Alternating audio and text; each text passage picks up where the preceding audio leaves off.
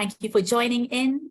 As you can see, a lot of nice, happy faces here. Welcoming you all today. I'm Kiva from Kocharya, and nice to see you all. As participants are coming in, I'd just like to share my screen to let you know what we're bringing to you today.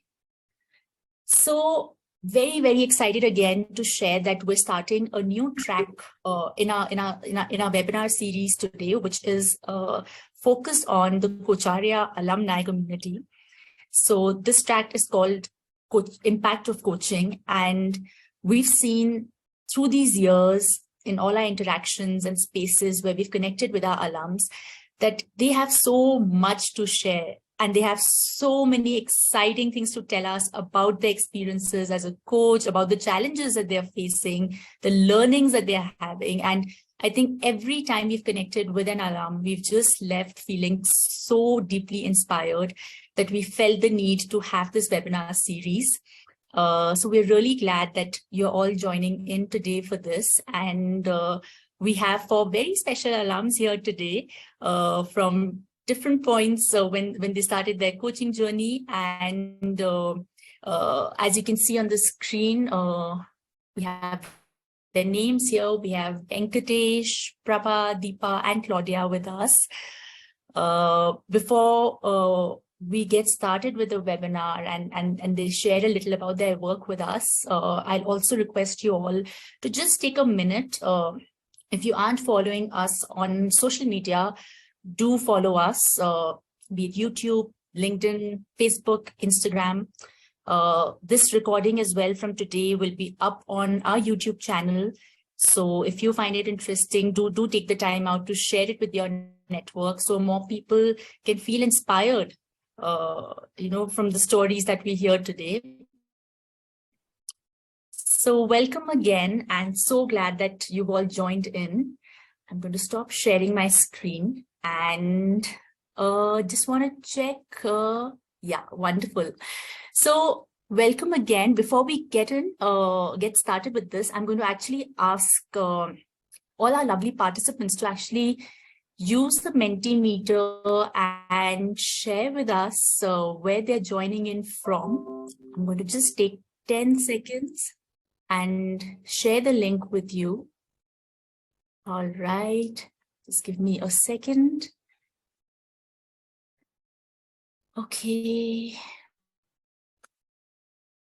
I'm going to post the link on the chat box.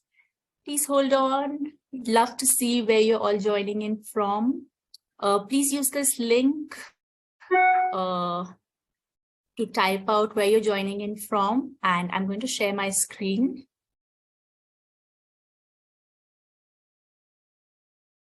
Okay.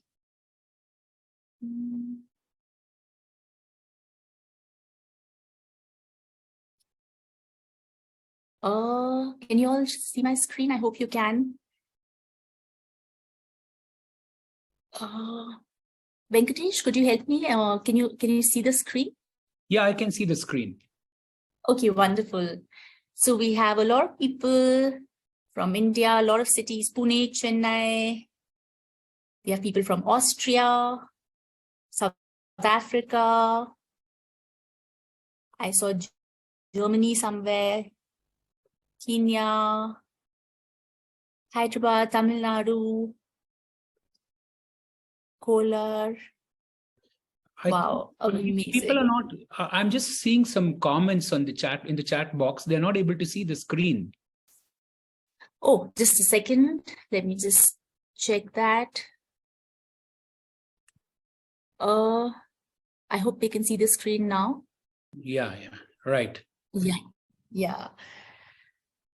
So a very, very interesting mix of participants from different parts of the world. We'll just take maybe 30 more seconds. If you haven't filled in where you're joining in from, do share that with us. We'd love to know where you're connecting from. Okay. South Africa, Bangalore. Oh, wonderful. All right. So I'm going to stop sharing, and thank you all once again for joining in. So I'm now going to take the time out for our lovely guests who are here. So before we get in, I'll just request you all to introduce yourselves a little. Tell us when you started your journey with Kocharya, when you completed coach training, and where you're working right now, which sector you're impacting. So just like tell us a little about yourselves, and we can maybe start with Deepa. And then you can go ahead and tag someone. Yeah. Thanks, Kiva. Thanks for the opportunity. I had been in this corporate industry for around 22 years, and I started my coaching journey in 2018. The primary intent was to take a break from my corporate life and then heal myself, and then go towards a purposeful life. And so it's been 5 years journey. I started my ACC with Kocharya, currently in my MCC journey with Kocharya. So this 5 years has been fruitful. It has helped me to start a company which is named as DK Excellence. And I'm into executive leadership coaching. That's my niche. And within that, I bring in self-awareness for the corporate leaders. Wonderful. Really, really happy to have you here, and waiting to just dig in to learn more about all the lovely experiences you've had. Yeah. I'll tag Klavdija because I know her earlier. Sure. Go. Thank you, Deepa. So hello, my name is Klavdija. Can you hear me properly, just to check my connection, because I had problems? Yes? Okay. Yes. Thank you. So, well, I have started my coaching journey in 2010 approximately. And I did some training, ICF accredited training in Slovenia, because I'm coming from Slovenia. I also come from the corporate world. I'm a corporate lawyer from the basis. And in 2010, I switched to training and coaching. So I did trainings for coaches, and then I did my PCC. And about 3 years ago, I learned about Kocharya just by coincidence. And I joined the mentor program for MCC last year. And yes, I completed my MCC last year. And I've been a coach for I would say more than 10 years now. Wow. Thank you. Wonderful. And I roll the ball to Prabha.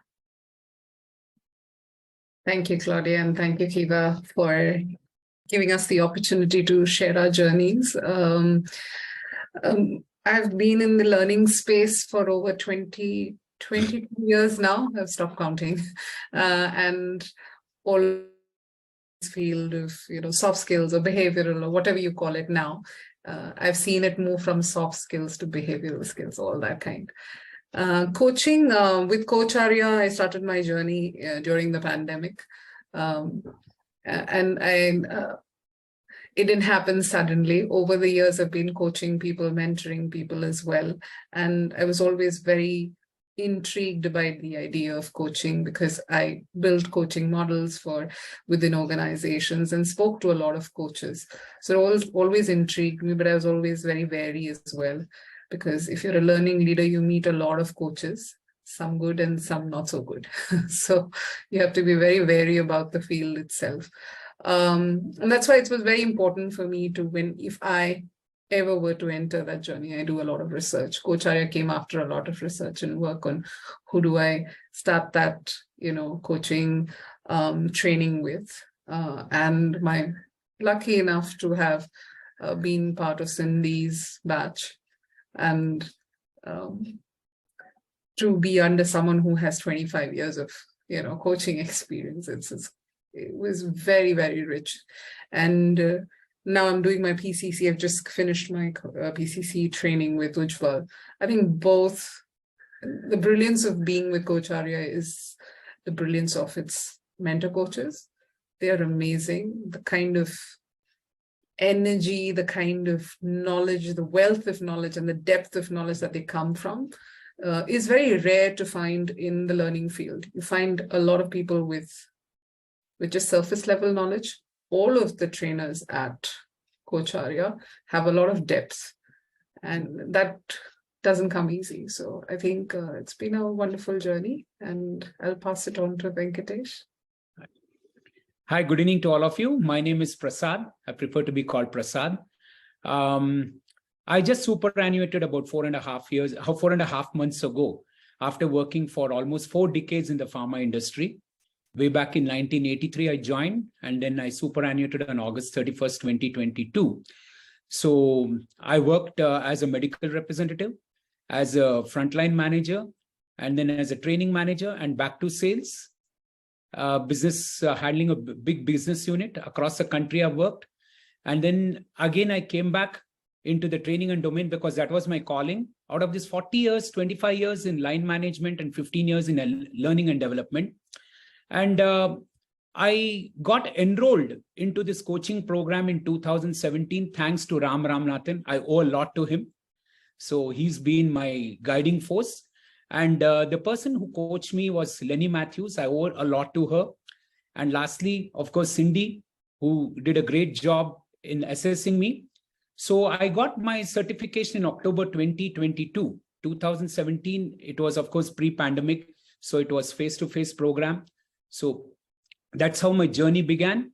And I owe a lot to Coach Arya because this is one particular institute which gives a lot of opportunity for us to hone our coaching skills.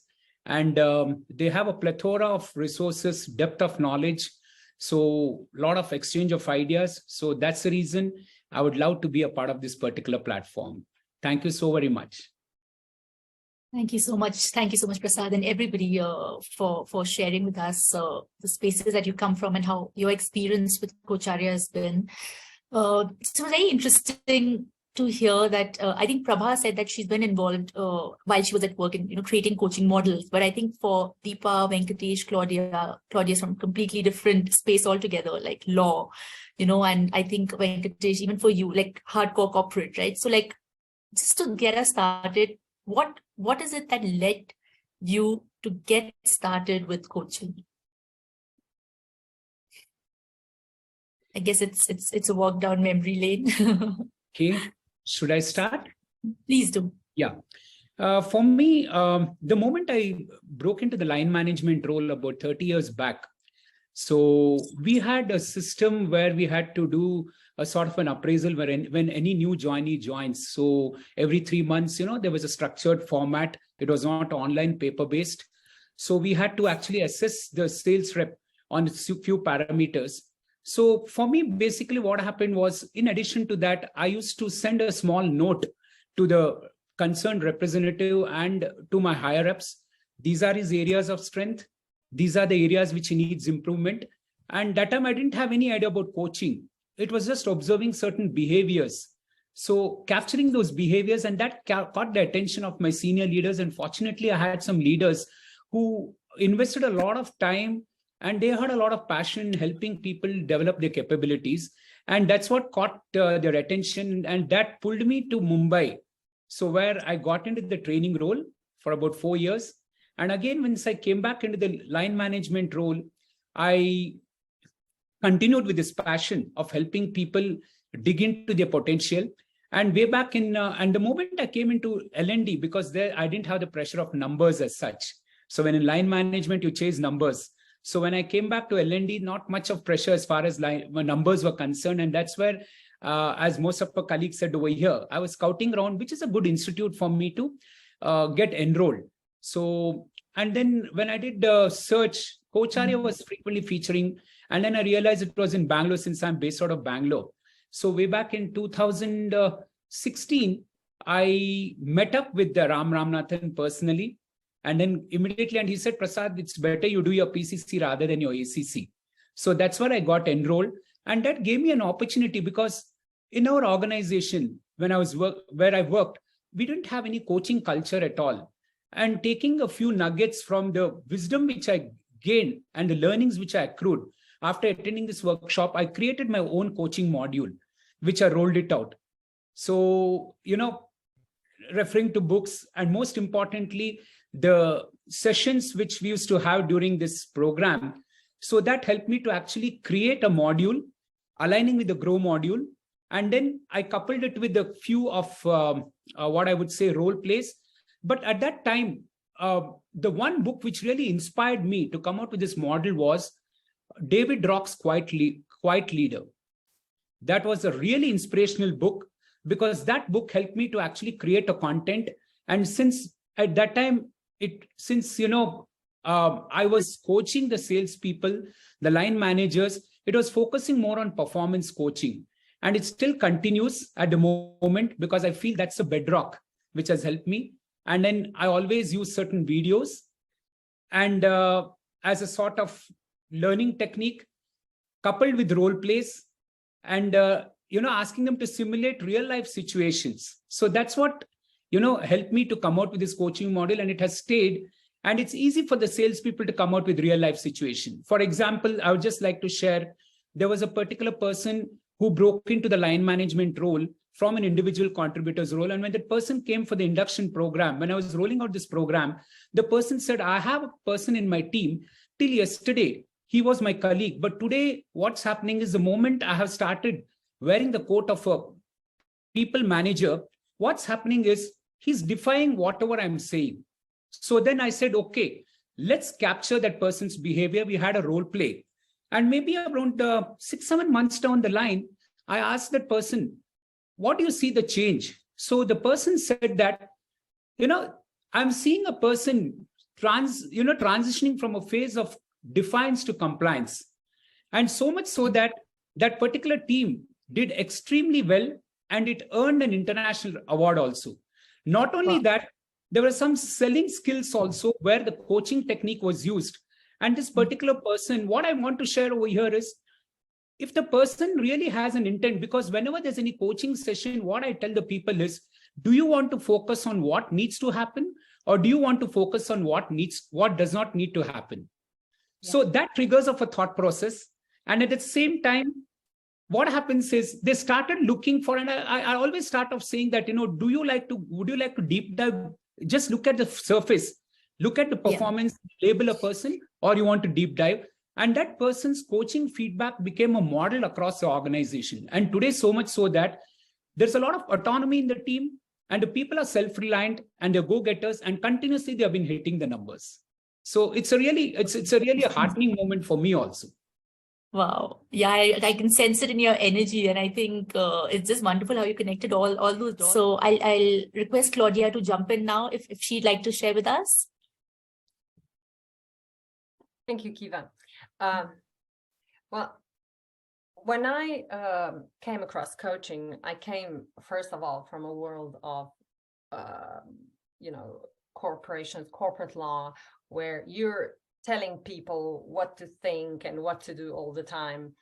And after that, when I went into the training, a trainer as well, in those times, we had different approaches, but they were all basically about telling people what to do, how to practice, how to think, all those kind of approaches.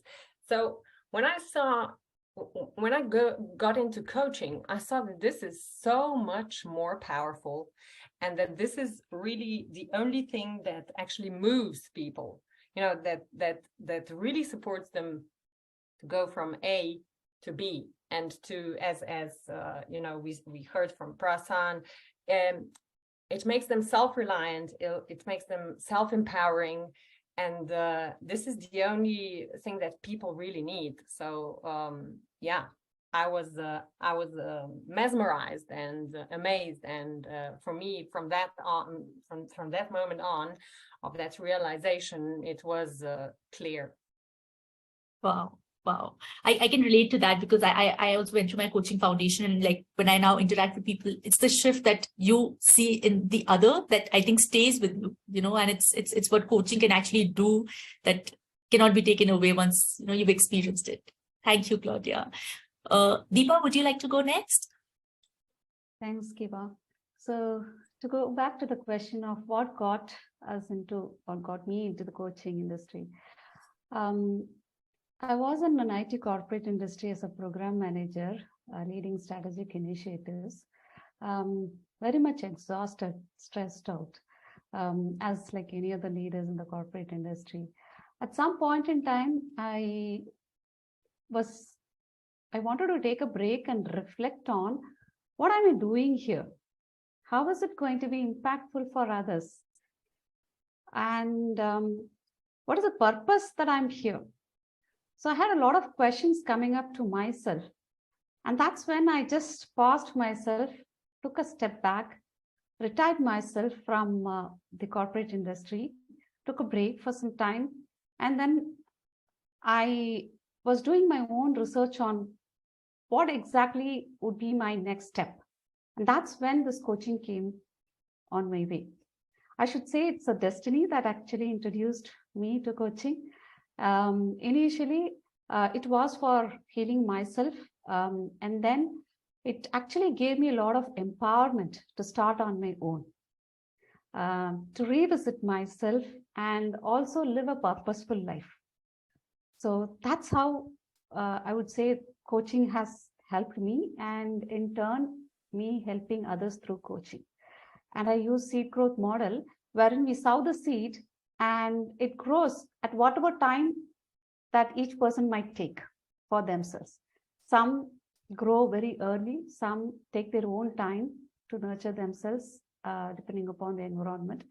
So as coaches, I feel that the deep exploration of our own self is the seed that we are actually sowing. And depending upon the clients, the growth happens. Beautiful. I think it's a beautiful reference. Yeah. Thank you, Deepa. Deepa, over to you. I'll keep it short. I think it's a mix of all the things that everyone said. I think we all have our own journeys, but somewhere it is a mix of all the things that people said. You get there organically at some point in your life. For me, I think because of being in the learning space and because of heading a lot of learning departments over the years with organizations, I've interacted with a lot of coaches. I've had the opportunity and the advantage of interacting with lots of coaches. And that gives you an insight into this beautiful world of coaching. And then to be able to do that at work and give it your complete 100%, you need to know the nitty-gritties. Because I'm from the learning space, I always feel that, whatever you do, you should do it it should be dipped in knowledge, it should be dipped in information, it should be dipped in science, and coaching has all of it. And you should get it from the best. So I think that was my trigger, because it happened organically. By 2020, I was already coaching a lot of people, but then you always hit roadblocks if you're not trained. And I started realizing that somewhere along the line that I was hitting those roadblocks and maybe I needed help. And Coach Arya was the help I got. It has helped me grow as a person as well throughout my journey. So, yeah. Thank you, Prabha. And I think before I get into the next part, there are a few comments on the chat box. So I wanted to just share that. I observe Sunil says that the panelists come with a huge bag of experience, 2 decades to 4 decades, and the journey that they have covered ranging from 4 to 10 years. For an individual who has no big of experience, how long will it take to make a great living as a valued coach? Can I take that up? Sure. I've met a lot of coaches who have from a lot of corporate experience to no corporate experience, and if you have the right set of knowledge and skills, you can do well. This question came up today in one of my team meetings as well. If we have to explore out and go on ourselves, how much time would it take? It would take, to be very honest, it would take at least a year for you to settle down, and to once you've been trained, to be able to settle down and get going. If you have no corporate background, at least a year and a half, and that's being as ambitious as you can.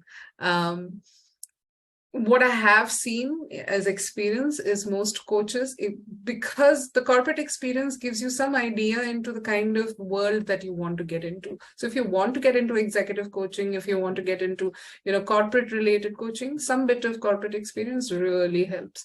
But if that's not your field, there's a lot of need of coaches in the academic background, which is very less looked at in schools and colleges, which is one of the greatest demands at the moment. And there, I think a lot of the coaches go with zero experience in academics, but a lot of coaching experience. So I think understanding this journey for yourself is very important. Once you get in coaching, you get a very good idea, a very good feel of where you are. That's the beauty of this coaching journey. It builds a lot of self-awareness, that where you are and who you are. So that's a long answer to your short question, but that's what I would say. Claudia, I think she's raised her hand.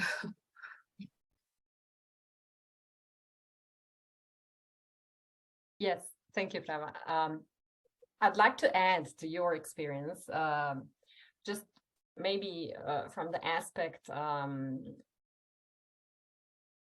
I would see that, I'm not going to go into the cause and effect of corporate experience and becoming coaches, because that's for another panel. But I have seen, I know a lot of coaches who are not from the corporate background, and they're great coaches.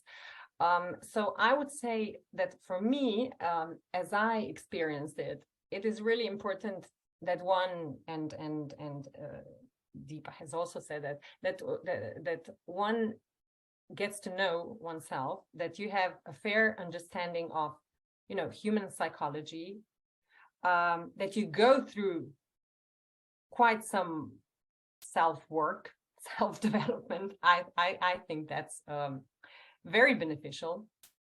And apart from that, just learning the coaching principles and practicing this, and that's, for me, that makes that journey at the end makes you a great coach, because you don't really have to know anything about any challenges or content of your client at all. So yeah, just to live the coaching principles and knowing about yourself and others, I think is a good foundation. Wonderful. So I think there are a few more questions on the chat box. I think there's one for Deepa as well. While you were in crossroads of leaving corporate and moving into coaching as a profession, what was your experience? Sorry, Venkatesh, I'll just take it up right after this. Yeah. Yeah. To talk about my experience on the crossroads, I was very clear on what is not something that I don't need. So I would say it is not a crossroad as such. I was very clear on what is that is not required for me. So the path exploration happened in such a way that I was eliminating those things which I don't need in my life anymore. And that actually gave way for me to reach the destination that I wanted to be in. And that resulted in coaching. So the one thing that actually helped me is my being. I never worried about the past nor the future. I was in that present moment. Whatever you call it, as a crossroad or whatever it is, this is the moment. I'm not worried about the past. I'm not worried about the future that I'm going to be in. This is the moment that I had to take for myself. So that's where I think when I started with Coachera, it helped me in building my presence, my being. And I'm thankful for Coachera on focusing these aspects of coaching. Because while other institutes, they focus on tools and techniques and other things of coaching, Coachera purely focuses on the presence and the depth at which they make us look at who you are, the being of ourselves. So I just stayed there. That helped me actually to explore myself, and it all unfolded on the way. So when it comes to the niche, it is not that we actually be a go-getter to grab that using your past experience or anything. When I actually entered into the coaching world, I was looked at as a fresher. All my experience was not considered at that moment when I actually got into coaching. So it was a new journey for me altogether, almost a different turn that I had to take and start as a fresher. So my being, my presence that actually Coachera helped me, made me to open and attract the niche come over to me rather than me going and getting those things. It actually came on my way. It actually attracted the niche of leadership coaching in me. Prasad, sorry, you wanted to share earlier. Yes. There was a question raised by Vikram. He says he's also from the healthcare space. He wanted to know what module which I use. So the model which I've developed is a Grow coaching module, which is a very simple module. So which can be easily understood by everybody, aligning with the tenets of the coaching guidelines itself. So that actually, it's more of, I would say, an inquiry rather than an advocacy mode which you use. Because in coaching, it's more about inquiry rather than an advocacy. So that there's a lot of ownership which rests on the shoulder of the person who's sitting across you, so that you can build in a lot of commitment and accountability. So maybe I'll just share you my number. You can connect with me if you would like to have more support on that. I'm pleased to help you out on that, Vikram. That's it. And second thing is, another thing is, a few questions which came up, I don't have that corporate experience. The beauty of coaching is it's industry agnostic. That's the beauty of coaching. It's industry agnostic. You need not have a technical expertise, but if you have an intention that, hey, I would like to transform lives. Because today what's happening, when you ask coaching, people mistake it to be that, they think it's mentoring or teaching. They're different aspects. They're different aspects, because coaching happens for a short period of time, mentoring for a long period of time. So in coaching, what happens is that you actually, you evoke a lot of awareness in your client or your coachee or the person who's sitting across you through some deep exploratory questions. And as, the people shared over here, the being, most important is the awareness. Me as a coach, how present I am to the situation, and then, suspending all my judgment. So maybe I would just like to share, some of the practices which I use over here. One is, I always start off by saying, taking a leaf out of Mahabharata. We had Arjuna on one side, we had Karna on one side. On any given day, I think Karna was an equal match, if not a better match than Arjuna. But why do you think that Arjuna won the battle and Karna lost?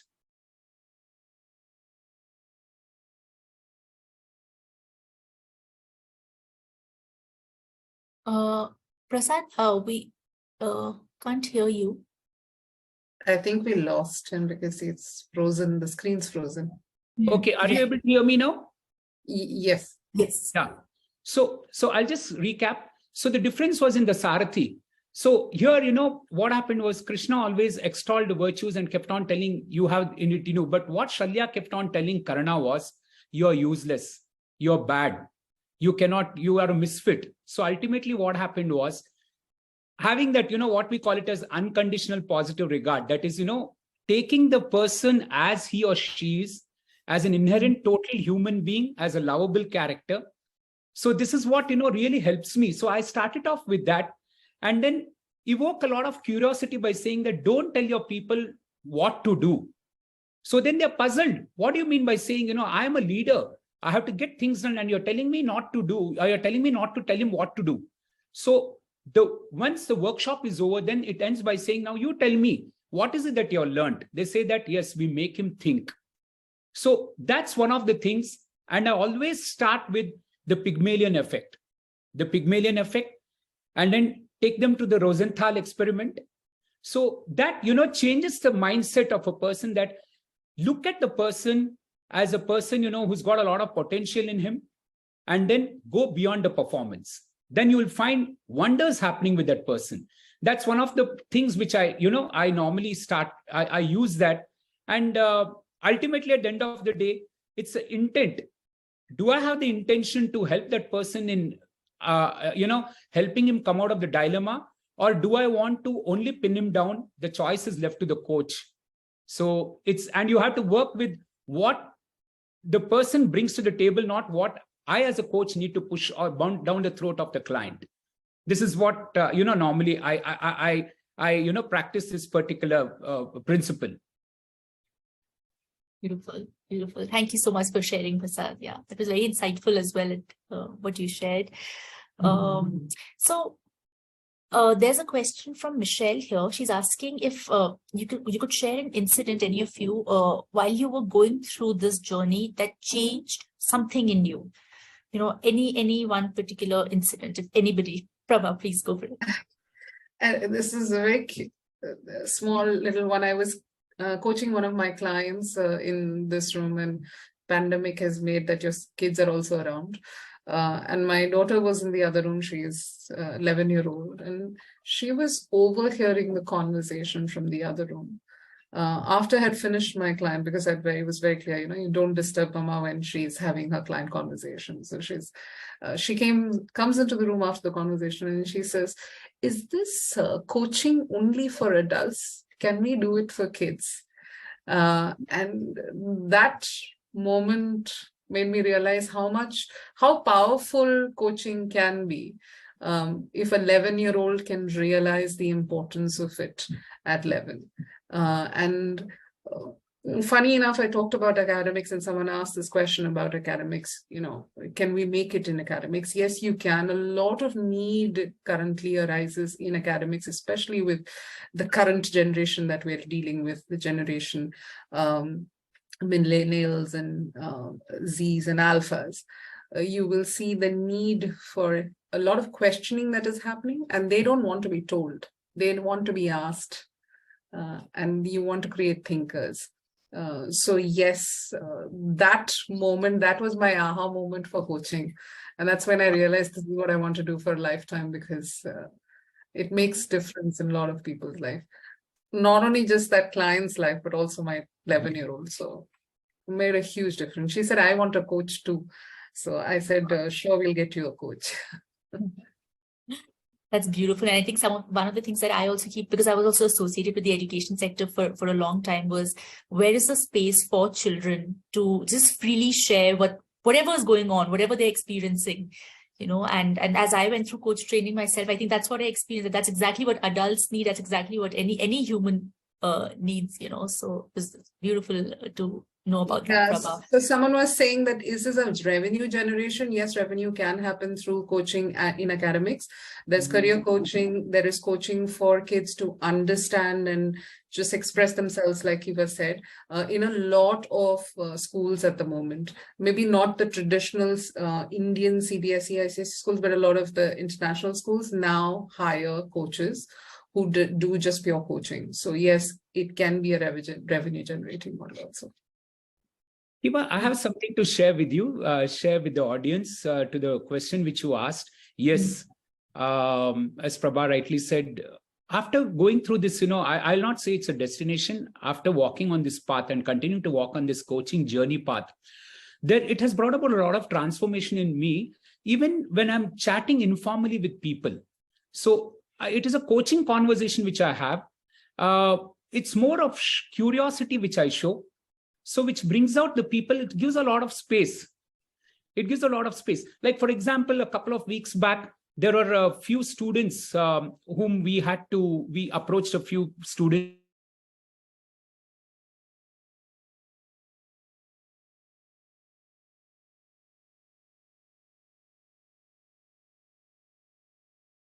Are you able to hear me now? Yeah. So it was basically an interview. So I thought, let me change it, make it more informal. Again, it's unstable. Are you able to hear me? Yeah. Yes. So instead of asking all the people to be interviewed one by one, so just ask them to be as free as possible.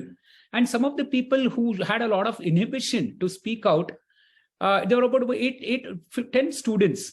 And at the end of the conversation, it turned out that, most important is the people shed their inhibition and they became so vulnerable, so much so that a colleague said that I never knew about you so much as much you revealed yourself today. And the feedback that came was, one of the best interviews a person attended, because we thought we would be asked about the technical aspects, but here it dealt more into the personal, and then it spoke more about, it brought out about the values and beliefs. So what I wanted to share was, even an informal conversation can be turned into a coaching conversation by, showing a lot of inquiry, by showing a lot of curiosity. So Claudia, yes. Yes. I'd like to actually build on what Prasad just said.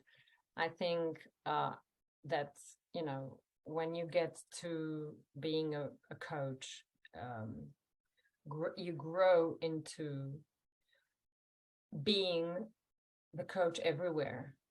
What I mean is, it's your life. You are a coach with your family. You are a coach. You have these principles with your friends, your colleagues, everywhere. People who you meet for the first time, wherever you are. That for me is a real coach. When your coaching mindset and the presence and letting people be and helping them discover for themselves. And all of this is present every day, and it's your way of living it.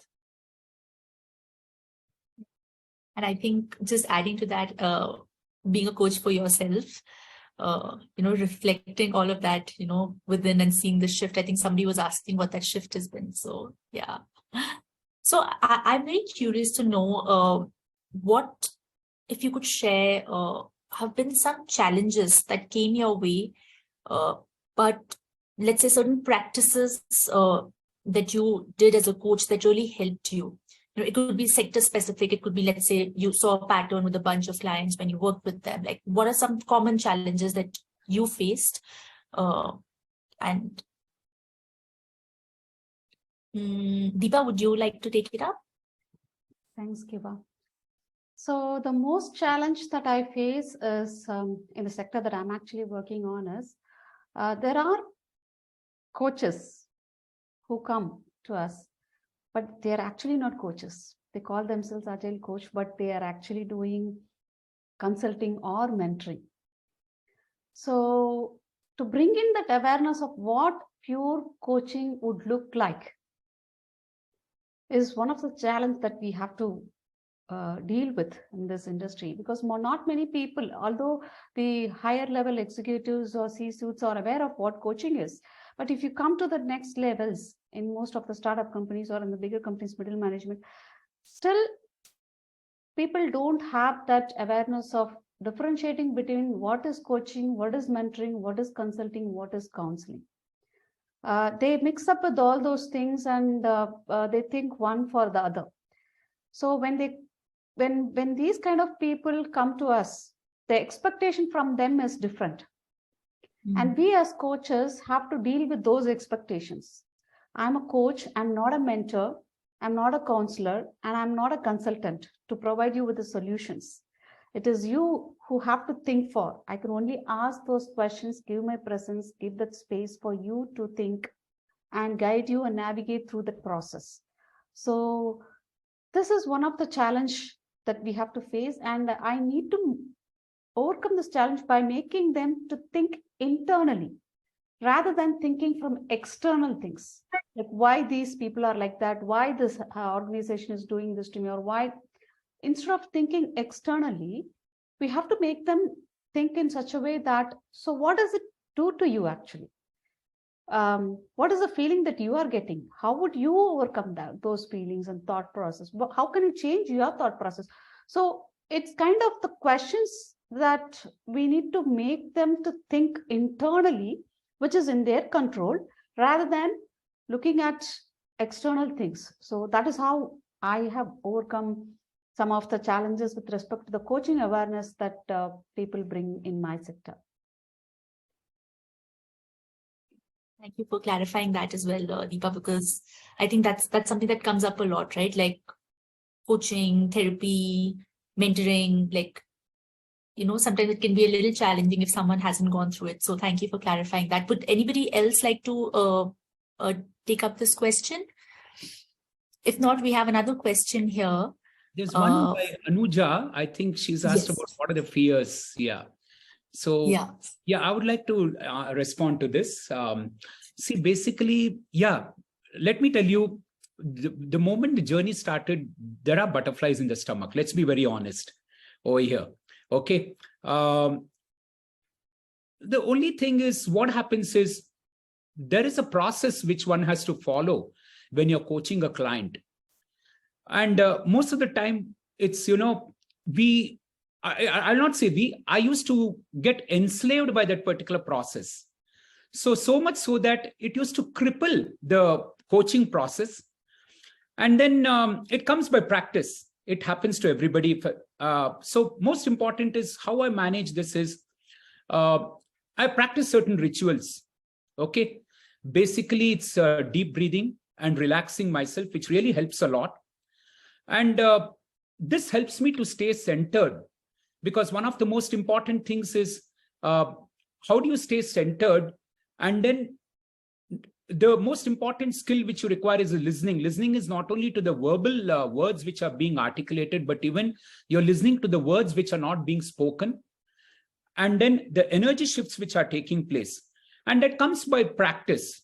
That's the reason, in coaching, as I say, it's not just because I got an accreditation, I got a certification, it doesn't mean, that there's a crown on my head. But most important is, how do I implement the learnings? And every client is different. Every coaching conversation is different. There's every learning happening in every interaction. So basically, those are the fears. The fears is, there are many rituals which one follow, but for me, I follow the ritual of taking a deep breath and then totally getting disconnected with what is happening around me and having a totally client-centric approach and focusing on what the agenda of that particular client, and then listening very carefully, looking at the energy shift and picking up cues from there. That is a place, when you find that when the penny drops and that aha moment is experienced. I hope I've addressed your query, Anuja. Yeah. Great. Thank you, Prasad. So I'm just quickly checking if we have more questions here. I think there's one more question from, Claudia, would you like to take it up? Yeah. So how do you set and maintain boundaries with clients, right? And also when a session is heavy, how do you take care of yourself as a coach? Yeah. So this is one of the things where working on oneself brings results. I think that as a coach, we need to first learn how to set boundaries for others, for our benefit. That's one of the learning journeys. At least for me, that was my experience. I needed to learn that, because before that, I was, all displayed, all open. My head was on a plate, and I was very vulnerable. So I needed to learn how to set boundaries and how to protect myself before I could do it in coaching. And as well, the same thing is true for, when a session is heavy, that means that you're not only being empathic, but you're being sympathetic. You go into the same place as your coachee goes, which should not happen often. You got to train yourself to, again, protect yourself and to be able to maintain that distance. because you cannot help or support people when you're in the same bad place, right? That's not mine. I heard that years ago, and it is really true. It is true for anyone, even for your kids when they're in a bad place.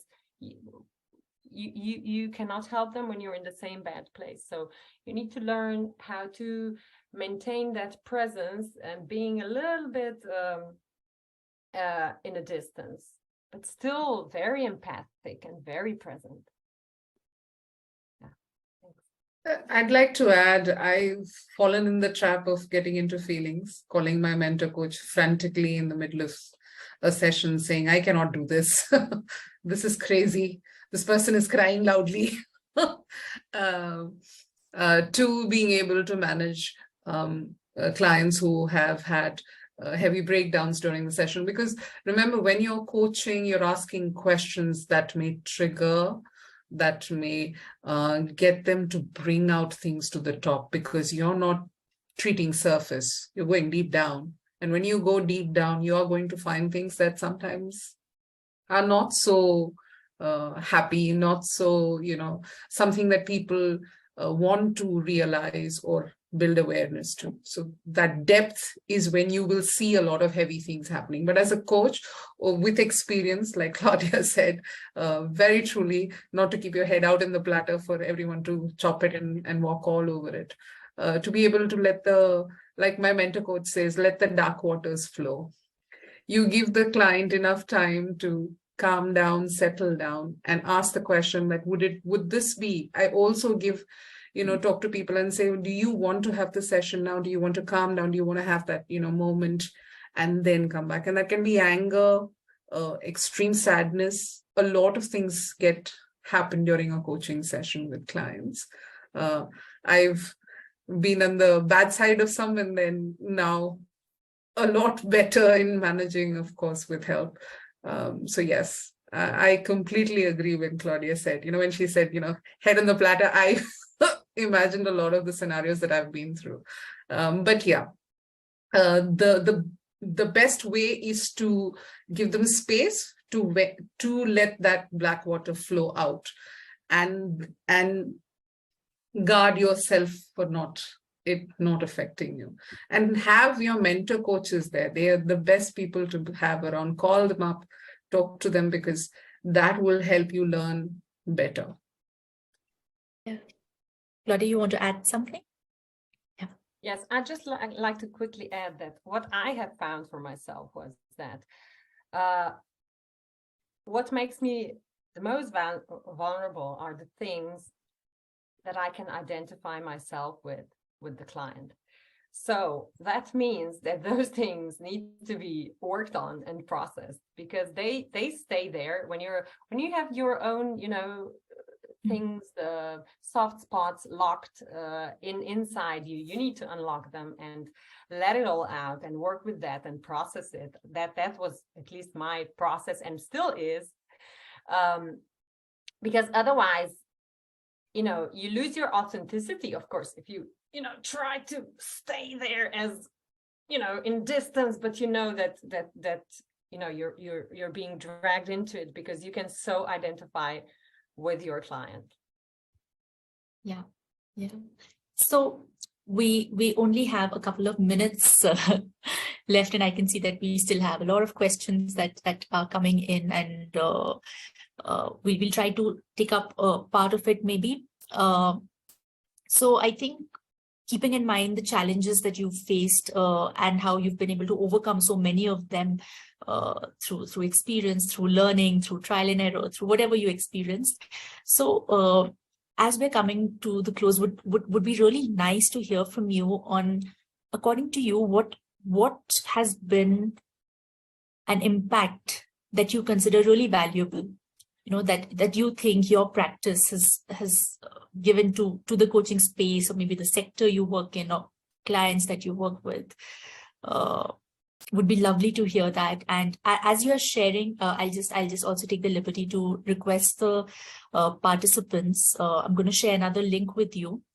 Do share with us what is it that you're taking away from today's session, and I'm going to share the link with you, and over to our lovely guests today to share with us any impact that you consider really valuable that you've been able to create through your practice. I think for me, because I work with a lot of women leaders, especially at right at the end of their mid-level journey, and they are trying to break into senior leadership, one of the biggest I think take back and also gratitude that I have that I work with these women is when they break that ceiling that they have, the forbidden glass ceiling, when people break that ceiling and are able to move up. And I've lucky to have had the opportunity to do that for a lot of women, and for them to come back and tell me, you've made a difference in my life. I think there's no better gratitude than that, when people come and tell you made a difference in my life. Maybe the smallest or the biggest, but some difference. You rarely get people saying that to you nowadays. Beautiful. Yep. Yes. To add on, okay. Yes. Good. Yeah.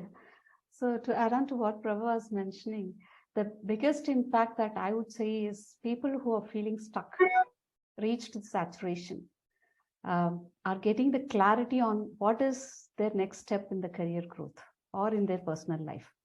Once they get that clarity, coming over and overcoming the dilemmas that they have, they are able to make that better decisions for their own life and career, living a purposeful life.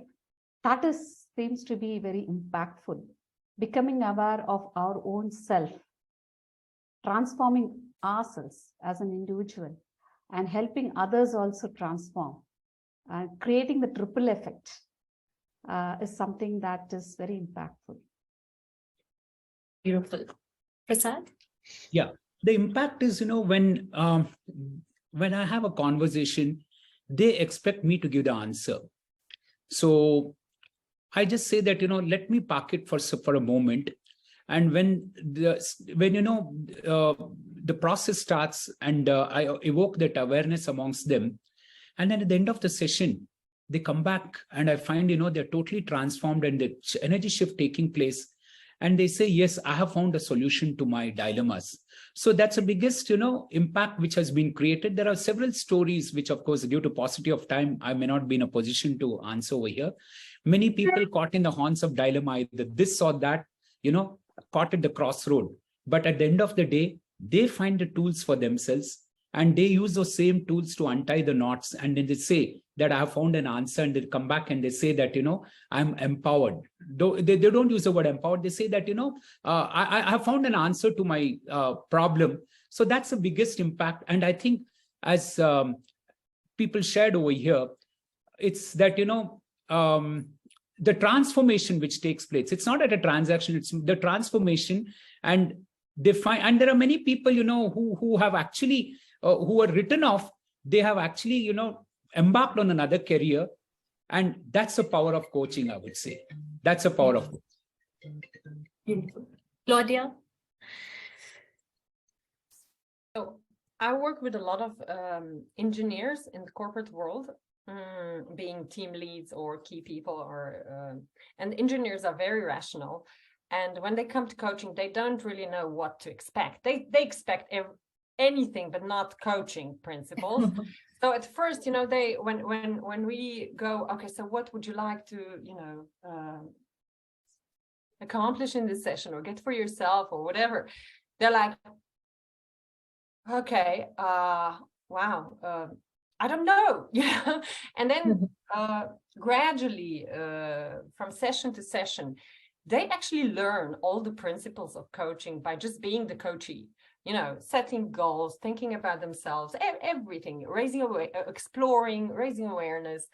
And so for me, it was so rewarding when these people then afterwards give feedback that it was really great for them and what has changed for them, etc. And then they spread it around, and then their colleagues come, and the HR says to me, okay, well, I have 3 more people who would like to, be coached because they heard it's really a good process.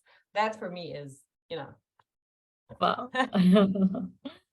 That's wonderful. I think I think in all that all of you shared, it's that shift that happens within a person. I think that stays with them, and I think that's the impact that coaching creates. And let's see what the participants today are sharing with us about their takeaway from the session. So very interesting. Internalized coaching, evoke awareness, feeling encouraged, letting the dark waters flow.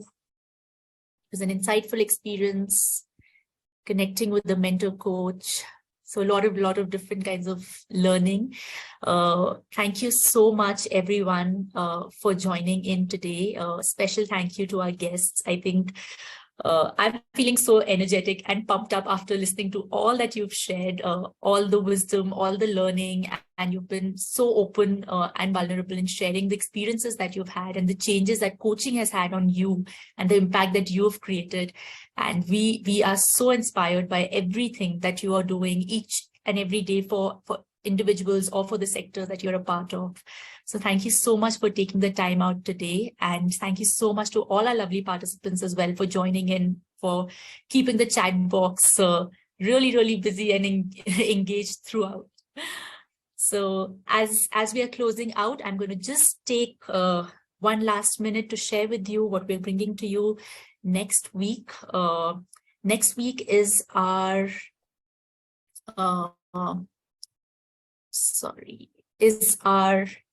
webinar track on Masters in Coaching, where with our program director, Cindy, we're going to have Vijay Lakshmi join in, another NCC coach. So here they're going to be talking about who and the what of coaching.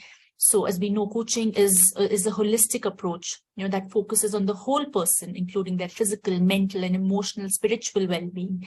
So in this space, we're going to discover and explore, both Cindy and Vijay Lakshmi in an interactive session, explore the who or the whole person and what of the client, and refer to what the client wants to accomplish through the session. So in this session, you learn how to maintain responsiveness to and be curious about who the client is and what the client is saying and offering, how to demonstrate masterful partnering with the client, and partnering with the client by inviting and allowing them to choose what happens in the session.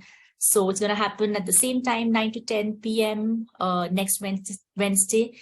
If you aren't following us on social media, do follow us so you can stay updated, and do share our posts in your network so you can join hands in growing this coaching community and spreading the impact, just like our lovely alums here shared today. So thank you so much once again, all the guests for joining in today. And we'll close out. Thank you so much. We also have Yamini on the chat box from Team Kocharya. Thank you so much. Thanks for moderating for the the chat box. opportunity. Thank you so much, Deepa. And thanks for the participants and panelists also. Thank you so much, Thank you Deepa, so much. Prabha, and all of you. It was a wonderful session. A lot of learning. Thank you so much. Thank you so much, everyone. We'll close out. Bye-bye. Bye-bye.